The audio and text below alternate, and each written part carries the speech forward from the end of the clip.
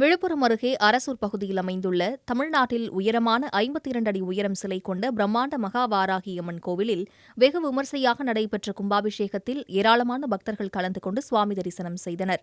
விழுப்புரம் அருகே உள்ள அரசூர் பகுதியில் தமிழ்நாட்டில் உயரமான 52 அடி உயரம் சிலை கொண்ட பிரம்மாண்ட மகாவாராகியம்மன் கோவில் அமைந்துள்ளது.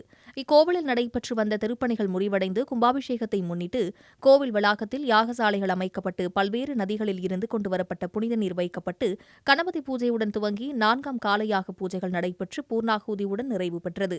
பின்னர் கடம் புறப்பட்டு மேலதாளங்கள் முழங்க ஆலயத்தை சுற்றி வலம் வந்த புனித நீர் கலசங்கள் கோபுரத்தின் மீது ஏற்றி வைக்கப்பட்டு சிவாச்சாரியார்களின் வேத மந்திரங்கள் முழங்க கலசங்களில் புனித நீர் ஊற்றி வெகு விமர்சையாக கும்பாபிஷேகம் நடைபெற்றது.